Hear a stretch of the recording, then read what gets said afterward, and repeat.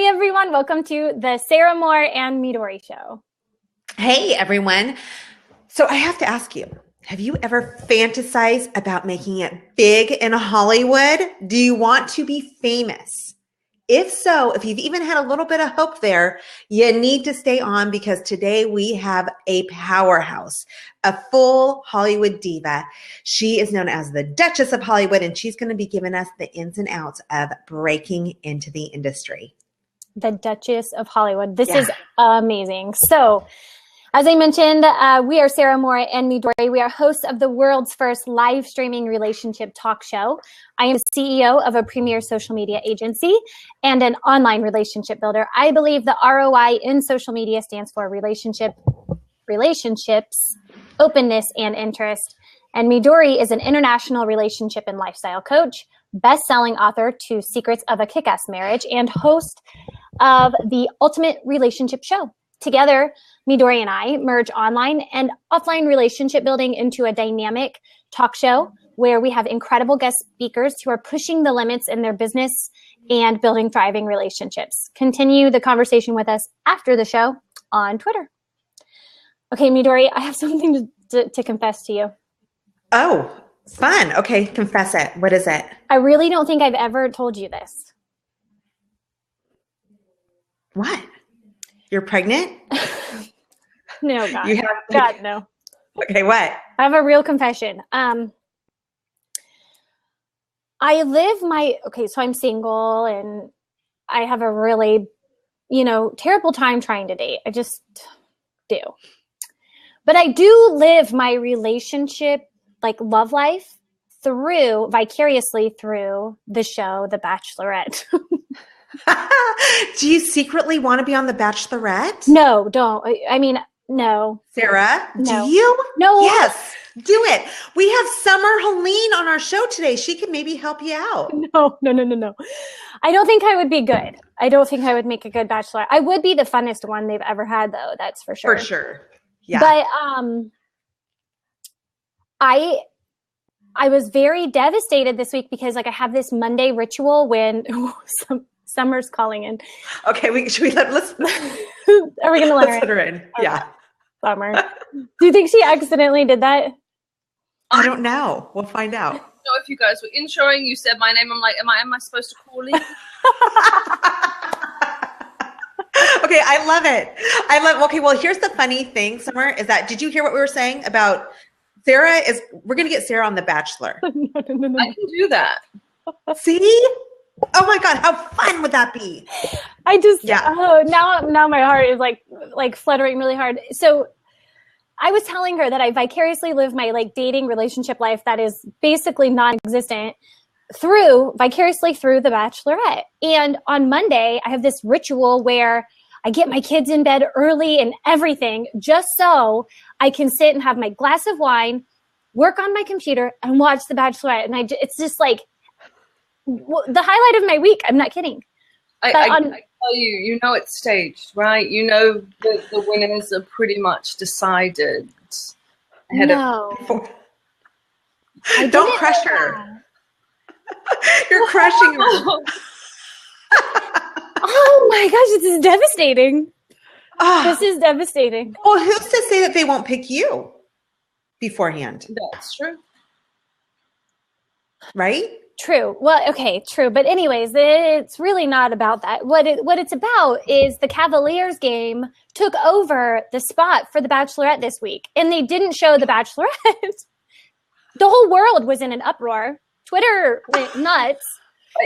I don't think you can quantify it as the whole world. The reason they put the Cavaliers game ahead of Bachelorette is ratings. Well, yeah.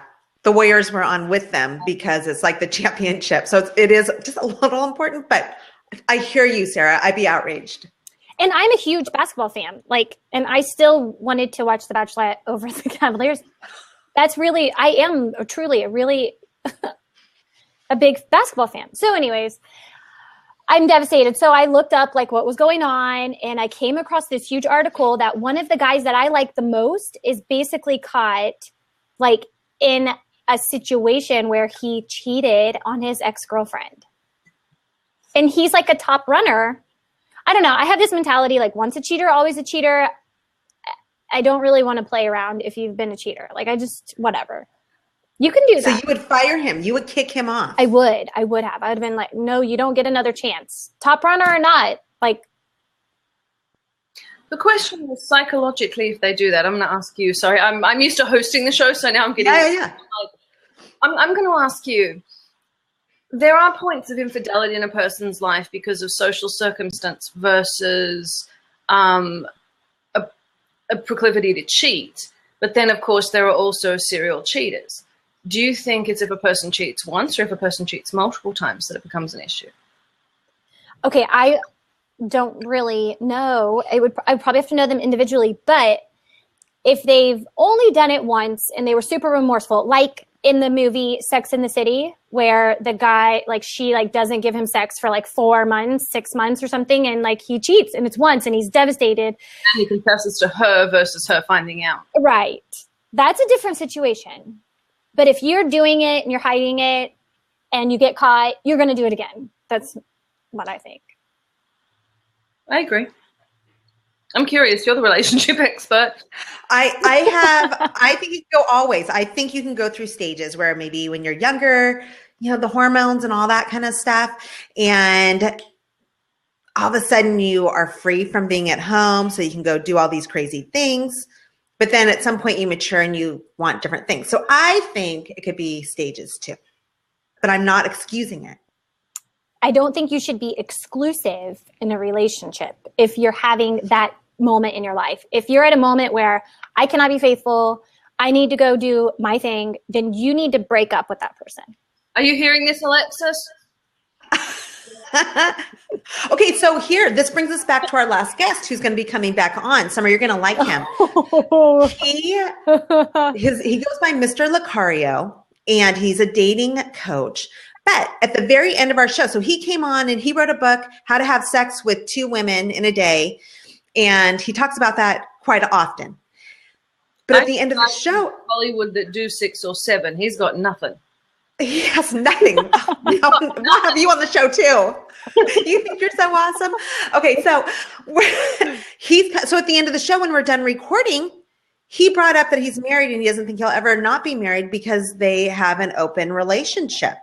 So therefore, it was what? I said, I don't think that's cheating then, is it? It's not, because they've made it okay. So, where's the line there? For them, it works. I don't know. I don't know if I could ever be in an open relationship. I'm too self-centered, narcissistic. Oh. Yeah. Usually they don't work out well. He's in trouble. I don't want to share the attention, my man's attention, with another female. Yeah. Well, have you been to those swinger parties? Have you ever been to a swinger party? Have you know what that is? Huh?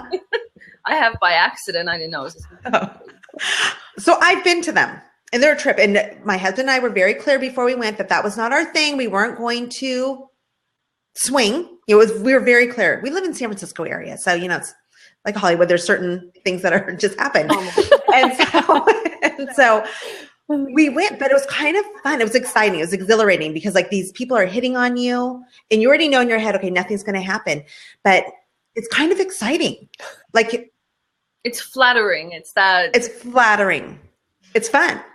But yeah, I knew beforehand that usually those relationships don't work out well in the end. So, but anyhow. Alexis, are you hearing this? I am. Sorry. So when you guys come on the show, one of the things you'll hear in her spare time for fun, my assistant is a dominatrix, and she's really into the swinger stuff and all of that. So I keep telling her cheating doesn't work, and she keeps telling me, what was your exact wording? They're in a relationship with me, not me in a relationship with them. There you go. They're in a relationship with her. She's not in a relationship with them. That's a good quote. And that's the mindset you have to have. So, Sarah, if you want to become a swinger, that's really what you need to have. I have so many things, so many decisions to make here. Oh, the world, the endless opportunities at my feet here. Who knew?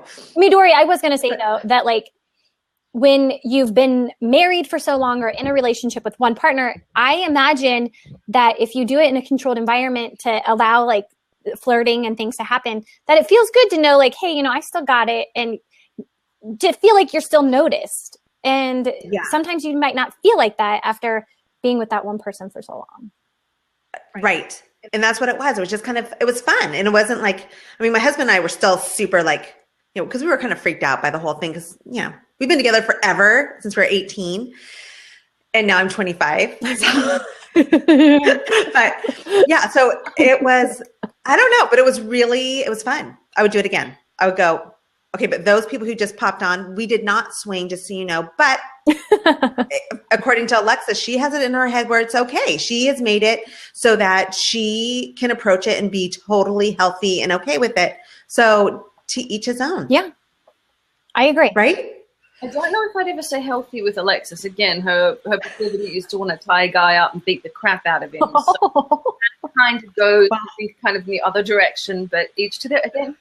She would really, and I think she would enjoy the Mr. Lucario. I think she would enjoy his mentality on things.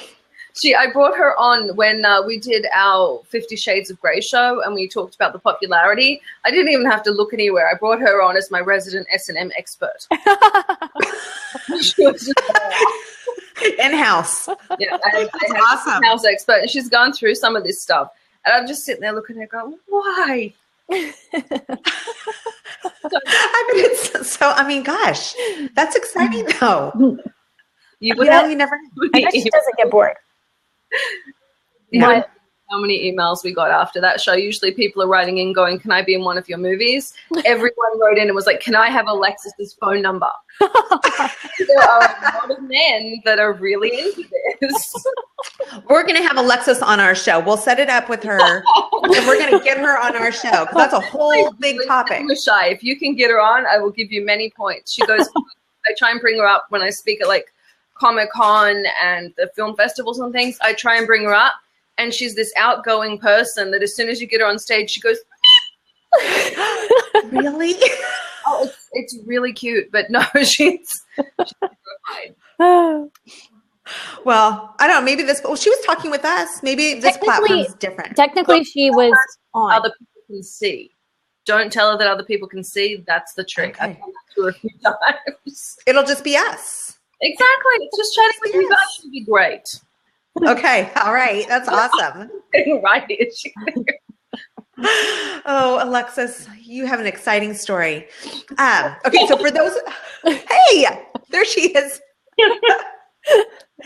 Okay, so for those of us or those people who are hopping on right now, just so you know, this show is not about S&M and swinging. It is actually about breaking into Hollywood and getting to, making it, becoming famous, right?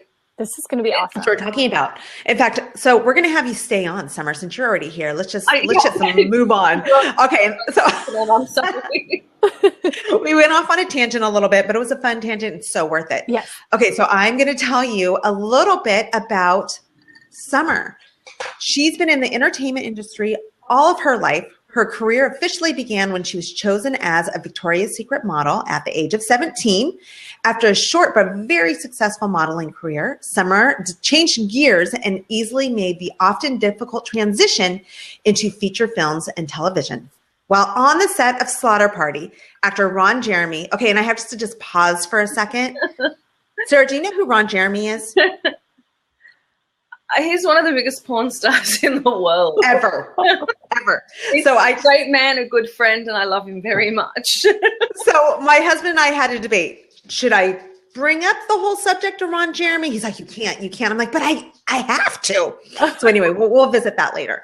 Okay. So convinced her to give up a successful film career and get into the film business. 1 week later, Summer Helene was an assistant to a producer and on her way to becoming one of the first the few female powerhouses in Hollywood. That's a huge leap. Before the end of the year. Her tenacity, her demeanor, and her uncompromising style earned her the nickname the Duchess of Hollywood, and I think is very well earned. Throughout her career, Summer has worked with Mountain Pictures, Moon River Cinema, Discovery, and Paramount Pictures, as well as working with award-winning directors Owen Land, Michael Burton, Emmy Award-winning writer Dev Ross. While working with Dev Ross, The Land Before Time. So I don't know if you know that one, but I totally know that. And Darkwing Duck, totally know those. Yeah. Summer Helene spearheaded a new television format with The Rocks, a groundbreaking television series supported by the city of Sedona, Arizona. Using this new format, Summer has helped celebrities and filmmakers bring their dreams to both the big and small screen. Okay. Exciting stuff. I'm really sorry, but I'm not fully present in this because I'm Googling Ron Jeremy. Okay, now let me say, Ron switched from porn to feature films, and he just sort of took a shining to me. I was about 17, 18 when I met him. He took one look at me. I'd been invited to a party with a bunch of actresses, and he said, "Hey, you girl, come here." And I came up and I said, "Yes." He said, "Sit down, shut up. We need to talk." Oh, all right. I sat down. He said, "These girls at the end of their careers, you're at the beginning of yours. If you go with them tonight," they were going to a WWE party. It was WWF at the time. That's what they'd invited me to. He said, "You're going to wake up tomorrow and be very, very sorry. You're going to be viewed in a way you don't want to, and you're obviously a virgin, obviously foreign, and obviously have no idea what you're getting yourself into. I'm going to introduce you to the guy that owns this film company, the director, and those are the people you want to make friends with. You're too smart to be in front of the camera." wow. Yeah. And so he said he's given that speech to about 5 girls, and I'm the only one that listened. I'm speechless. Wow. What'd you say, Midori? Just talk about, there's so many people I see who wait for luck to fall on them. But then when it does, they don't take advantage of it like you did. So something amazing can happen to you and you're thinking, wow, that's great. And you don't take the action steps to make it happen. But you clearly did, Summer. I ended up friends with Lloyd Kaufman, who owns Troma Pictures. They do like Troma Entertainment. They do my father's favorite thing, like The Toxic Avenger. They do the horror films like Poultrygeist, Night of the Living Chicken. I mean, really bad, great horrors. And that's the set that I met Ron on. And okay. I got friends with Lloyd, and now I'm brokering a television show called Nukem High about basically it's about the Toxic Avenger or the high school during the Toxic Avenger period with Lloyd Kaufman and Kevin Smith. Oh, wow. So Exciting. I stayed friends with the people that put me where I was, and I got very lucky with that. Okay, so we have to ask you, so how did you do it? So he said, I'm going to introduce you to such and such. You had never been at that part, behind the camera. You've always been in front, so it's totally different. How did you get the balls to do it, to follow through? And the guy that they sent me in to assist was the president of a major studio at the time. And he looked at me and said, "I don't want a girl. I want a man. Girls aren't good at this job.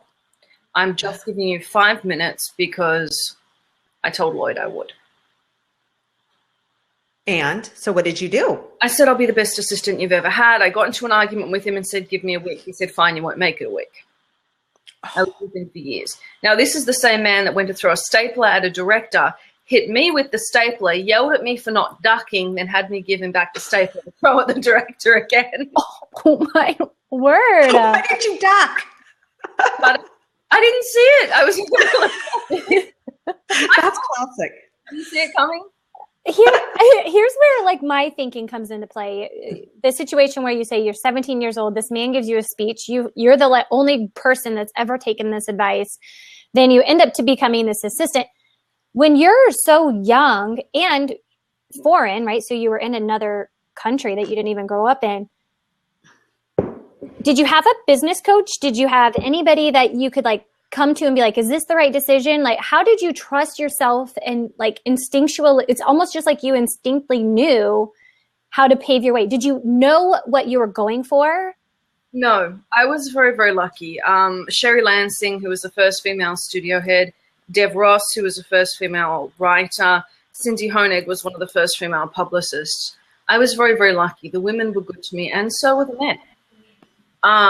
I had a lot of people who turned around and said, no, sweetheart, you're doing this wrong, try this. And especially because I'm working with men in their 90s, you know, I'd walk into a room, they'd give me their coffee order. Oh, They took it. They still do. It still happens. I walk in, they give me their coffee order, and someone's like, hey, that's your new boss. I'll still go get the coffee and not argue. Realistically, I still make 10% of what a man in my job makes. But a normal person in my job is a man in his 60s or 70s. So I'm really stubborn, I think is the only way to put it. I've never had a flop. I've always been very, very careful. And if your film's on fire, you're over time, you're over budget, they call me. If they have something they want to know is viable, a person, a show, a platform. For example, we take your show. We look at social media and marketing integration. Your show has how many followers? how many do we have, Sarah? Know. I have no idea. We don't know. We don't even know. We're growing. You're growing. Yeah. I would figure that out, monetize it by finding sponsors, local sponsors, things like that. Even down to hair salons, clothing designers, people to dress you, do your hair, do that for these shows, as well as the people on. My hair is always done by Dow at David Andrews Salon. My clothes, my jewelry specifically come from the Aussie Auctioneer. Everyone has these sponsors. I mean, you can see sponsor logos on everyone, but it monetizes any platform you have. So if you can look at any show or any place and figure out how to compartmentalize it, whether you're a model, whether you're an actress, no matter what you are or what you want to do, you have to figure out how to monetize your platform. And with the internet, because it is the wild, wild west, it's new, it's open. If you have even 10,000 followers, that can be monetized. You have someone pay you this amount of money to mention you each show. And the people that have figured out how to do that have become the giants of the internet. They've also taken them. Lacey Green just got a show on MTV because while she was doing her video blog, she started getting sponsors and she was able to turn around to MTV and say, here's the value of my show. Put me here. Now she's on multiple platforms. You guys are very, very entertaining. So if I was looking at your show as a possible platform, I'd turn around and say, okay, you're both very, very attractive, but your specialty is psychology. Your specialty is social media. So each avenue we'd be talking about, okay, let's say we have Alexis on. We're talking about her being a dominatrix because I know she loves that. You can see by the face she's making at me right now. So if you took her, put her on the show, you talk about the psychological ramifications, how that affects relationships. You talk about the social media, the marketing behind that. But you'd also go in and get sex shops to sponsor the show. You'd give her a list of thank yous to certain sponsors. Anyone you have on that has existing sponsors would turn around and have to mention their own. Like I mentioned, Off-Road Rentals in Palm Springs, California. Come out and have an ATV ride. Nothing Bundt Cakes was in my last show. Smashbox does my makeup. Like I said, Dow does my hair. You always have the people that are your sponsors, and you have the people that pay. All of those people, whether they're giving you something or giving you cash, are your sponsors. And if you have 5 listeners, bring on sponsorship and you'll get more because they'll listen in and have their friends listen in. It not only monetizes you that way, but it actually expands your following because people that are interested in these individualized products, if you talk about the new hoverboard coming out, that's one. So it's incredibly important and it gives a sort of legitimacy. If you watch a television show with a white can that says beer, you're less interested than if you see Heineken. It takes away from the reality of the show. In the background with you, I can see plates on the wall, I can see the chairs, I can see the pictures. You've done it up nicely, but if it was me, I'd have behind me, you could make a deal with a printing company, have that printing company do something similar to a step 2 that you can set right up behind you with your sponsor logos. Same with you. That way your backdrop is simply your sponsor logos. And those sponsors are paying per month or per week. And then you can take that, show the monetary value and take it over to someone like me and say, send us in for distribution. We'd like to be on a bigger network. And that's how Lacey Green did it. That's how a lot of these people that have made the transition did it. It works exactly the same if you want to be an actress or that sort of thing. If you want to be an actress, what you want to do is you want to get on and interview people. You want to create your own platform. And the internet's given you a way of doing that didn't exist to the generations before.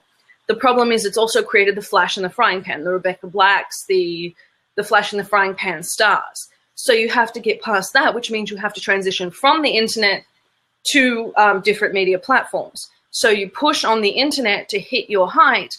From there, you take it over to your next media platform.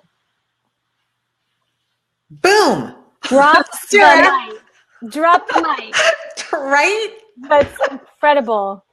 You also love the A-Love Hotel. We stayed there when we were in Phoenix. Alexis is kicking me in the background.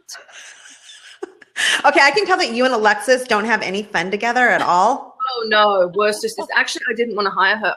I put up an ad. I wanted my old boss told me, get a guy. It's bad enough you're a girl. Don't hire him. Like, all right. But he was 100, so we give him a leeway.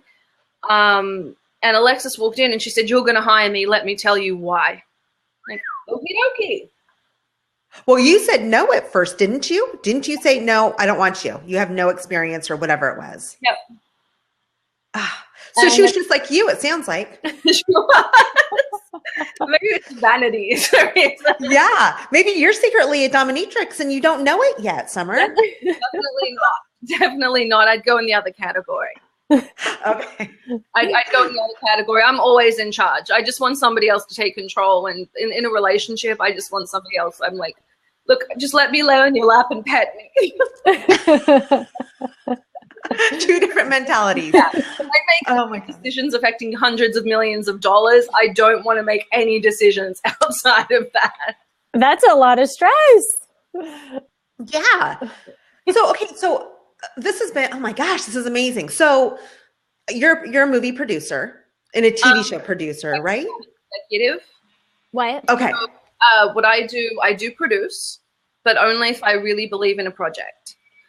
For me to come in and produce means there has to be a reason. There has to be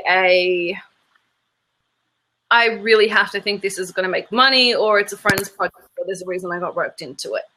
I deal with, say, for example, again, back to your show, what I would do is give you the list of, okay, package your show, here you go. I'll get it on additional networks, that sort of thing. So we could hire you to help us grow our show. Oh, okay. Well, we have to end our show now because we have work to do. Okay. So I want to ask, before we kicked you out when we were first testing, you mentioned something about women in Hollywood. And you're trying to do this push to get some more. And you just mentioned, by the way, that you're paid significantly less than a male that would possibly have your position. What kind of stance are you taking, and how are you trying to open the world of Hollywood for women? I now go out and mentor. I speak at the Diamond in the Raw. I speak for the Diamond in the Raw Foundation. I speak at a lot of women's organizations. And what I talk about is women in Hollywood. You might see a lot of them in front of the camera, but there are not very many behind. There are about 5 people in the country that do what I do, 1 woman. Dev Ross was the first female staff writer at Disney. That was in the 80s. She made over $1 billion for Universal, and she never got 1 point off of what she did. So she created Land Before Time, Darkwing Duck, Tailspin, all of these shows. That Monster High that's so popular right now, she created these, and she never got anything but a paycheck, never got a point on the back, because she's a woman and should be grateful to have the job. Cindy Honig, same thing. When I first hired Alexis, I'm looking up out of here. Within a month of hiring her, we had a man we were doing business with corner her in a hotel room and try and sleep with her. She came back thinking I'd be upset. I refused to work with a man and lost my mind at him. I got lucky, and I didn't have a lot of these problems because my old boss had a rule: you touch my assistant, you make a pass at my assistant, I ruin your career. And he was the kind of man that could. Yeah. But I got lucky because he cared enough But there is, you hear about Kesha being raped. Mm-hmm. That did happen. I know one of the publicists that worked for the company. Oh, wow. She resigned because they said they flat told her, trash Kesha. That was the order she was given. Trash Kesha. Don't let anyone believe this by the end of it. Kesha absolutely was raped. I'm not going to give the woman's name. And they made her stay with this man. Wow. Wow. That lawsuit, Taylor Swift gave her money to buy her way out of her contract, but they still will not let her out because she's financially viable now. But she was raped when she was a nobody. Wow. I had an A-list celebrity who I knew personally outside, just on the fringes. When I was about 18, I ended up with a black eye because of him. He tried to push himself on me. That is a very common occurrence in Hollywood. Women are not given the same consideration. Dev had men crawl under her desk when she first started at Disney and try and bury their face in her crotch. The level of sexism and not just the level of sexual discrimination, but the level of sexual abuse that exists and the level of sexual abuse towards children. You've heard of what happened with the Coreys. It's not a well-kept secret. Everyone in Hollywood knew what Bill Cosby did. Yeah. It wasn't a secret. My boss told me years ago, you never work with him. Wow. But no one could say anything. We all sign NDAs. We all sign all of this, and the minute you break it, you're out. And if this is all you've ever done, like for me, there is no backup plan. There's nowhere else I could do anything else I could do. I went to law school, but it was specifically geared to this. Everything I've ever done was geared towards what I do. You'll hear, I'm sure, as soon as some NDAs end, about some things Donald Trump did to women that are Cosby-esque. Mm-hmm. None of it is a shock. It's very, very common knowledge and commonplace. I was very lucky.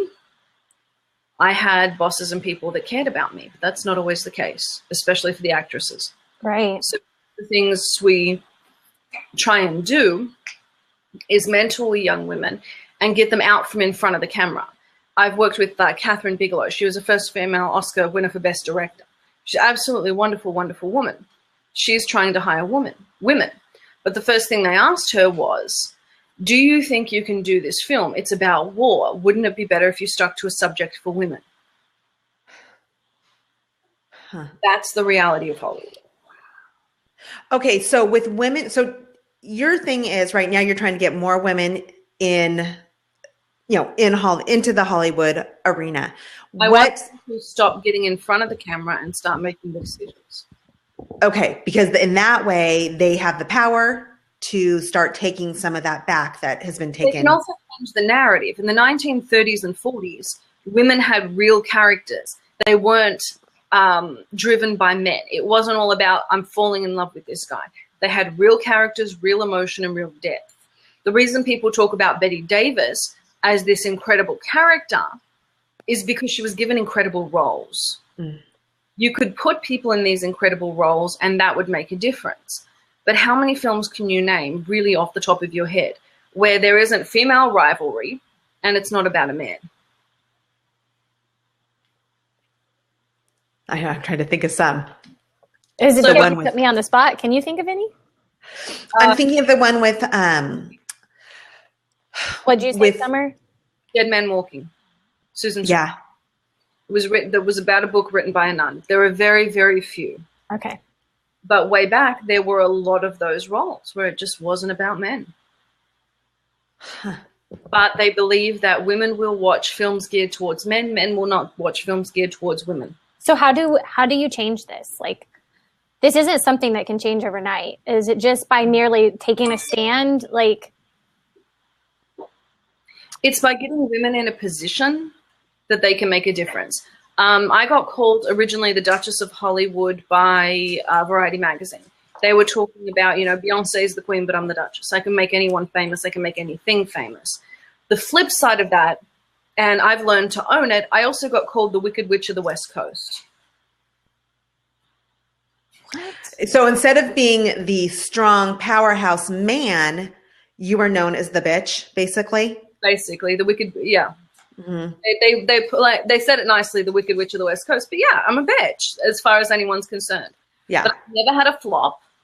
All of my stuff goes through and I make money. The difference, if a man had my record, he'd be considered tough and he'd be toast of the town. Well, On the side, I'm considered difficult to work with because I'm too hard on my directors and won't expand their budgets. Yeah. The same thing's happening in Silicon Valley.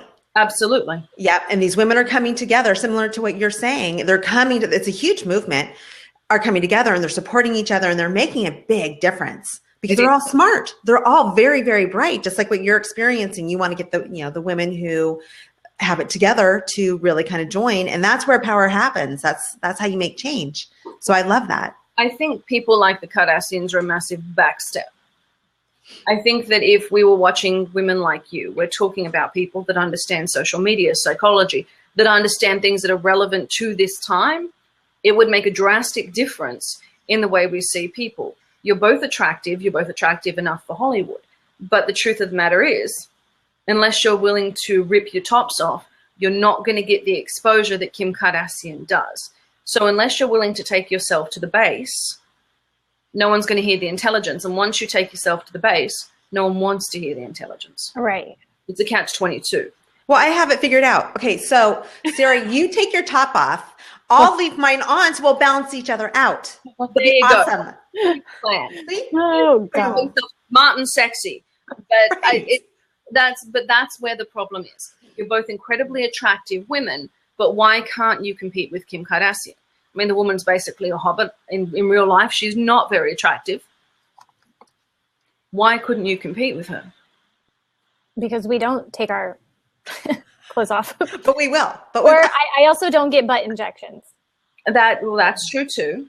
But it's also the sell. If you look at, I'm going to compare Kim Kardashian to Donald Trump right now. Donald Trump didn't have the money when he first made the Forbes list. But because he made the Forbes list, he called and petitioned to get himself on the list. People believed he had the money, so they invested, so he got the money. The Kardashians were not rich when the show started. They were actually massively in debt, and the show is what saved them. But they called it Keeping Up with the Kardashians and sold themselves as incredibly wealthy. Everyone believed they were wealthy, so people gave them money. Mm-hmm. It's a facade. Yeah. Yeah. And then it just happens. It's all about the sell. Mm-hmm. Okay. So you talk about the rocks format. Mm-hmm.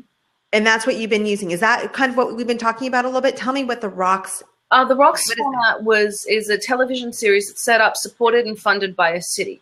So this television show itself was written by Dev Ross. It's absolutely wonderful, beautiful, beautiful show. But it's funded by the city. So the city, to increase its own tourism, is paying for the show. So the show itself essentially becomes a love letter to the city, the same way we use product placement. But it's an area paying for this show to be shot, and the businesses around there. So everything came from this one single area. And it's playing on the supernatural belief of Sedona. Everyone in there is into the hippie stuff. I love Sedona. I miss the place. So it's the city itself funding, rather than putting out ads saying visit Sedona. It put together a television show about Sedona. It's the same effect that Psych had on Santa Barbara. But it was incidental with Psych. It's intentional with Sedona. Wow. I feel like I'm starstruck all of a sudden. Let me just take a moment, okay, and just say something. The thoughts that are going through my head, because I can't really get past them into the moment for a second. Because, Summer, tell me if you have this happen to you, that you're an incredibly intelligent woman, and to come across another incredibly intelligent woman doesn't happen every single day. And to hear the things that are coming out of your mouth that are just so full of wisdom, and with Midori right here next to me, I just feel like this is a moment that I'm going to remember for the rest of my life. That moment where three powerful, intelligent women came together on the show and talked. It's just this moment that I'm having, and it just feels so overwhelming. Well, I wish those moments were commonplace. Yeah. Me too. So I'm just like having this moment. I'm trying to hear what you're saying. And then I heard you say Sedona, and me, Dory, and I are planning a trip to Sedona in September, and you should be there. It's going to be big. It's going to be big. It's, yeah, we're doing a whole spiritual retreat, and it's going to be incredible because I was there last summer, and there's something magical about the rocks and about the beauty and about just Sedona. So I can't believe there's a show about it. I will watch that. And is it still on? Is it still running? Starting, actually. It took us a very, very long time to get it together. It's an edit right now. We worked with the mayor. The mayor is in the show himself. Wow. We have Red Rock Jeep tours that are in it, a lot of the local restaurants. It's really a very, very good show. It'll be coming out next year. Next year. Okay. So can you take that format that you did, and I think you can, and scale it and use it for little everywhere. Columbus, Ohio, and some of these other anywhere? We've applied it everywhere, and the format itself is now being used commonplace in Hollywood. It's now considered the Hollywood commonplace platform. Wow. It's being shot in and paying for permits. They're now comping the larger studios and paying to have them shoot there. Very cool. Sarah, you should do it in your town. Get them on the map. I will. Yeah. But yeah, it's interesting. So I think you two really should push this show more. You're obviously very, very intelligent. You talk about social media. Do you do multi-platform advertising? How do you expand your base? Well, right now it's mostly referral. So we are just now getting ready to implement like our first lead, like generation campaign. Everything's I've built from scratch organically. Really? Yeah. So we just this week we just got our very first ever location, and we're hiring the third full-time person in the next 2 weeks. And so it's just been very organic. This is the third year. So it's that magic effect where everything snowballs and like glory and the Lord shining down on you, and it happens. So yeah, it's fun to watch you. It's fun to watch. You just go, phew. And I think what you guys have done is very, very interesting. And I'm very pleased to see girls that are online, or I shouldn't say girls, women that are online, that aren't doing makeup tutorials. Yeah. Our show wouldn't do very well. It didn't last long. I'm about sick of the vapid nonsense. It's nice to see intelligent women. That's exactly how I feel too. It's kind of just this moment. It's incredible. I just love hearing you talk about. I just like think of you as like you have this backbone that a lot of women don't have. You're the only woman in Hollywood doing this role, right? Is that what I've understood? And so to not only make it, but like stick with it and own it and feel like you deserve this. This isn't something that somebody's doing a favor for you. Like you're owning it, and it's awesome. Yeah. So awesome. I look forward to it. I love working with up and coming women. I love pushing women's shows. Same reason I love having Alexis. Give it 10 years, she'll be my boss. Yeah. Oh, wow. I love it. Right. Well, she's already practicing apparently in the background. Well, that's another mark of a true leader, somebody that develops other leaders to become even greater than who they are, you know?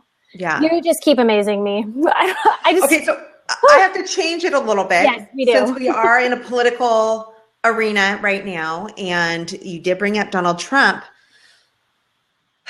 What are your thoughts about how he has gotten to where he is in politics with, he's obviously using his on behalf notoriety. Of I would like to apologize. He paid us a lot of money to make him very, very famous. He didn't have the clout or worth that he had us sell him on, but he put a lot of money into our system and we put him there. I believe Hollywood is entirely responsible. I know his character. I think he's a true danger to the United States. Mm-hmm. And I would vote for anyone. I'd have George W. Bush back before him. I think he's the most dangerous possible thing that could happen to the United States. Personally, because I know what he has done to people. I know what he's done to women in his pageants. And I'm bound by NDAs, so I can't say anything, and neither can anyone else. So I think is incredibly, I think it is ridiculous that it has gotten to this point. When he was first put up, my grandmother called me from Tasmania and she said, I'm so excited and proud of America. I said, why? She said, you know, in protest, India put a houseplant in office. I said, Grandma, this isn't a protest. He's really running for office. And her response was, oh, dear. Oh, dear is right. Personally and politically a danger to the United States. He is a danger to the populace. And if you had somebody with your temperament trying to stare down the Cuban Missile Crisis, you're going to have a disaster. He took the time after that, the tragedy in Orlando, to say, don't congratulate me for being right. When you get to that point, all you can do is look at a person and say, are you fucking serious? What is wrong with you? Yeah. Politically, he has no idea what he is talking about. When you propose a ban on Muslims, what you're doing is helping ISIS recruit. When you are endorsed by Putin, you have a serious problem. When the most dangerous leaders in the world are the ones that say he's excellent, you have a totalitarian government, or the beginning of a totalitarian government. And if you look at his speeches and the rhetoric, it reminds you a great deal of what went on with Mussolini, Adolf Hitler, all of these dreadful disasters that we've had beforehand. You talk about him as a brilliant businessman. He's a failed businessman. Right. If he had put away the money he had received from his inheritance, he'd have more money than he does now. From folded airplane lines, he has used the media to try and make himself look better, and he's paid a lot of money to a lot of people I know to do it. Not one person that has ever worked with him has worked with him again. His publicists are heartbroken. His daughter didn't vote for him in the primaries, and you can say it's because she didn't have time to sign up. But the reality is, she's one of the smartest women you know. She's one of the smartest women I know. And she doesn't want to vote for her father. Yeah. And that's something that she'll say. So did you actually do work for him to help publicize him? No, I personally did not. Companies I've worked with have. Companies I've worked for have. And I know women and men that have worked for him. And I'm not a big Megyn Kelly fan. But when he talks about her menstruating having to do with why she's criticizing him, when he talks about Rosie O'Donnell, who, by the way, is an incredibly nice human being and someone I have dealt with. Right. Being a pig, she's one of the most incredibly generous human beings you'll ever meet in your life. Yeah. He complains about Muslims, then he's saying farewell to Muhammad Ali. Muhammad Ali was thoroughly against everything he preaches. Mm-hmm. What do I think? I think that I don't care who runs against him. I gave money to Republican delegates. I'm a Democrat, but I gave money to Republican delegates in the primaries to run against him. I would have been happy with any other choice. Mm-hmm. It's shocking that our society has allowed him to get as far as he has. That's the part that's the most shocking to me. When I first heard he was running, I was thinking, another publicity stunt, he'll be gone tomorrow. It's not, but it's shocking, yes and no. America historically has a history of loving their stars. You look back in the old days and your war heroes were your presidents because they were the stars at the time. Mm-hmm. Time goes on, you have Ronald Reagan, you have Arnold Schwarzenegger. I mean, you've had basketball players, wrestlers. It's actually a very commonplace for celebrities to get into politics. The problem isn't necessarily his celebrity, it's his personality. And the best thing I heard said was that he was temperamentally unfit. And I don't think anything more true has ever been said. Yeah. He is a violent misogynist who, if you Google Donald Trump rape, just Google those words. That's all I can say. Google those words. And you will find out more than you need to. And I think that it's been masked, that he puts out so much other content out on the internet that it pushes down this other buzz. And frankly, Midori, I don't think society is keen enough to research and let their ears hear those things. They're only hearing what the media is feeding them and what he's going to put out. He knows he can control what people think if he keeps pushing out other information. He's also pushing monetarily. Mm-hmm. The reality is the reason he hasn't released his tax returns is he's not worth anything near what he says he's worth. But the way he got to the Forbes list was by fooling the Forbes people and calling and complaining. A man wrote a book, a biography on him, said he wasn't worth what he said he was worth. So he sued the man for $5 billion. He lost in court. If you Google these things, they're there. Yeah. If you, again, Google Donald Trump rape. Google Donald Trump physical abuse. Google these things, they exist. They're things that I'm not allowed to talk about. They're things that people in Hollywood are not allowed to talk about. But you guys can find this information. Right. Really research him and find out who you are putting in. You're putting in a racist, seriously, there was information about him kicking black people out of projects and buildings that he owns, turning off the heat, turning off the water to get these people to move. If you really look into this, he is dangerous and he is bigoted. He started the birther movement. I mean, for God's sake, he started the birther movement. Obama needed a birth certificate. Right. And then it wasn't good enough. Now he wants him to release his college records. The truth is the man is racist. He is a misogynist and he is dangerous. And I beg people out there, I'm not saying like Hillary, I don't care who you vote for. Anyone but Donald Trump. I have a lot of friends that are Republicans. They're writing in Ronald Reagan. Bring him back from the dead. Resurrect. There you go. Unfortunately, in today's world, though, Reagan would be a Democrat, not a Republican. So would Lincoln. So when you look at it, they keep saying the party of Lincoln. I wouldn't have been happy with Paul Ryan, but I'll vote for Paul Ryan rather than having that. Michelle Bachmann, maybe. I mean, we made fun of Sarah Palin for her absolute lack of experience and the fact that she was so dangerously undereducated. Mm-hmm. Yesterday in a speech, Donald Trump used the word bigly. Not there's huge, colossal, large, enormous, lots of words for big. He used bigly.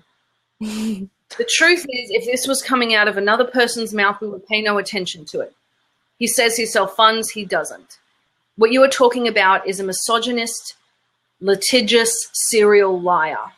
And if people spent any time Googling him, you would find out he has lost most of his lawsuits. He doesn't pay the people that work for him.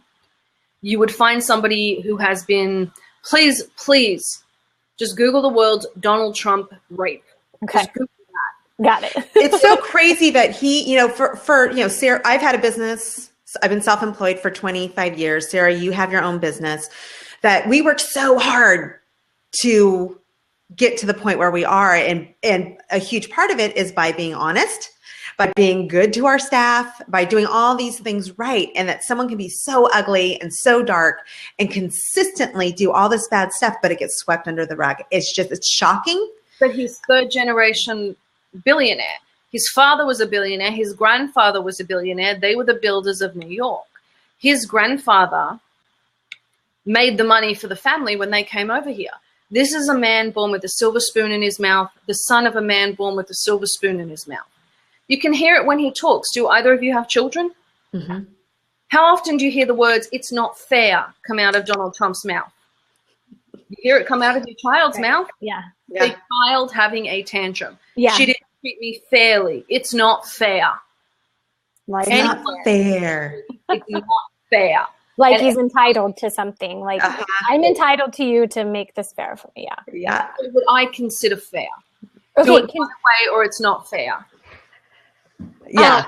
The child has heard those words. Right. I was with a young girl yesterday who I'm helping get into, well, I thought I was helping her get into college, and she got a D. She's a senior and she got a D in her class. And so she doesn't get to go. She has to go to a JC.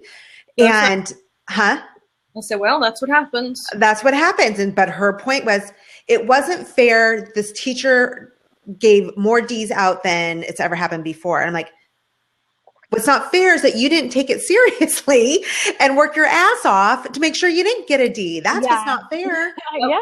You know, so it's just like, I hate that term. When people feel like they're deserving of something. And I mean, I remember the days I ate macaroni and hot dogs every night, like, because that's what we had. I worked to get where I am. We can eat steak today because I had those periods of time. There's nothing fair about it. That's not fair. There were nights where we never even had dinner. I don't even remember eating dinner as a kid half the time. But that's not fair, but that's life. And you have to learn to make your way. Nothing is handed to you. It makes me so mad when people think it's handed to them. Oh. In Donald Trump's case, it's always been handed to him. Yeah. His level of expectation is that people will roll over and give him his way because he bullies them into it. Right. He's always had it. Yeah.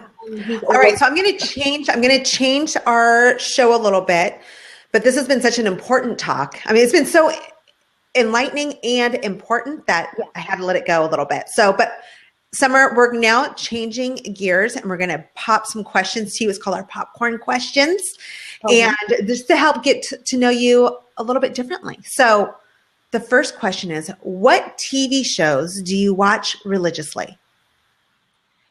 Rachel Maddow, Bill O'Reilly, The Daily Show, Fox News, and NBC News. Well, those are all very contradictory shows. Yes. That's interesting. So you get both perspectives. Is that kind of why you watch?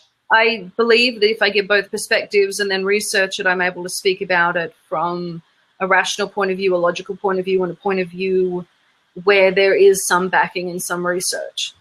That's intelligent. Clearly. Yeah, clearly we can see that. Yes. Okay, my question is, what movie do you recommend? Not movie. Well, we could say movie. Movie because of her. Okay, her background. Career. Yeah. What movie do you recommend that anybody in our audience should watch that could change their life, that has changed your life or mentality on life? Beaches. Beaches? Bitches or B-I or B-E-A? Beaches with Bette Midler. Okay, Beaches, yes. Beaches. I haven't seen that. Have you seen that, Sarah? That seems right up your alley. I love a beach.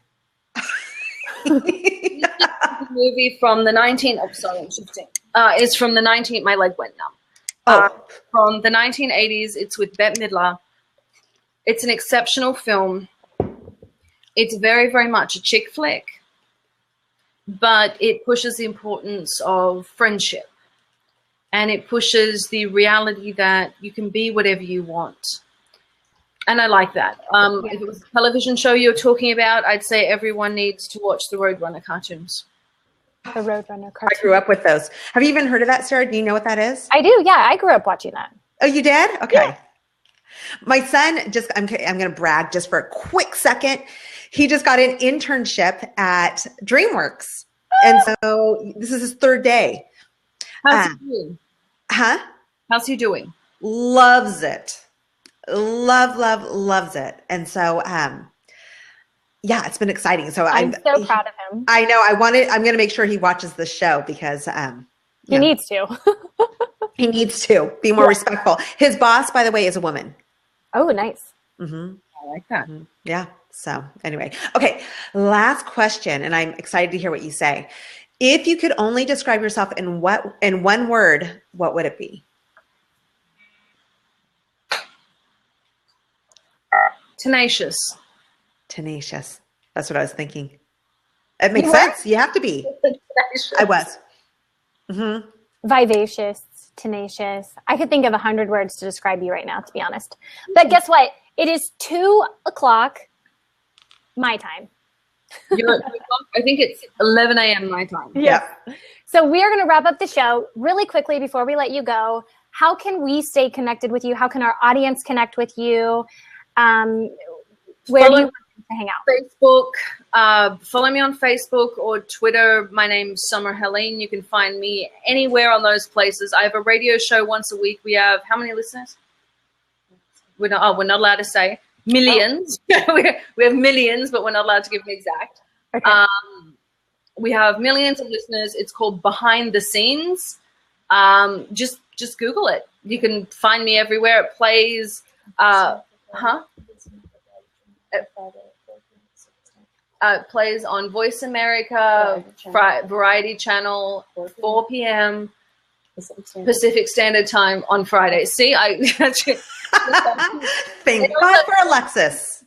They also pulled it down and put it on Sirius. It's on podcast. It's everywhere. That goes everywhere. So you can find me there. I'm going to be speaking at Comic-Con Palm Springs. I just finished speaking in Phoenix. I do panels throughout the year at different Comic-Con events and film festivals and things like that, and women's organizations. Oh, wow. Okay. California Women's Conference is coming up in December. Are you familiar with that organization? I'm not. Now I'm curious. It's the one that was hosted by Maria Shriver for about 3 years. And so it's huge, and it's right there in LA. They're doing it. Where did they finally choose? I believe they're doing it where the ESPY Awards are. Okay. And yeah, it's in December. So I'll have to check that out. Mm-hmm. Yes. I'll set you up. I'll connect you. Midori can connect you. I'll connect you. She's in on that. Okay. And so next week's show, we're talking with a hypnotherapist, Dr. James. He's going to show us how to use our subconscious mind to create more wealth and freedom. That is going to be a really cool show. I'm so excited about that show because, Sarah, you hear me talk about this all the time. If you want to make real massive change, change those recordings in your head, you have to get to the subconscious. That's what I found. It's made a ginormous difference in my life. So I can't wait to speak with him next week. Yeah, that's going to be cool. Talking about changing the neurosynapses and the neuropathways in your brain subconsciously. I like that. I'm tuning into your show next week. Okay. It's huge. Having me on. Yeah, neuroplasticity and good. Come on, Summer, we'll bring you on. Yeah, we'll bring you on. We'll let you talk. So that's it. That's going to conclude our show today. As always, I am Sarah Moore. My company is a full-service local, national, and global social media agency. You can see more at cmedia.net. Midori? And I am Midori Verdi, a relationship and lifestyle coach. And we are offering a free webinar this week with the 2 steps to help you create a relationship that is prosperous and exciting and actually happy. So all you have to do is go to MidoriVerdi.com and you can register right there. Okay. And we will see you same time next week on the Sarah Moore and Midori Show. Bye, everyone. Bye, you guys.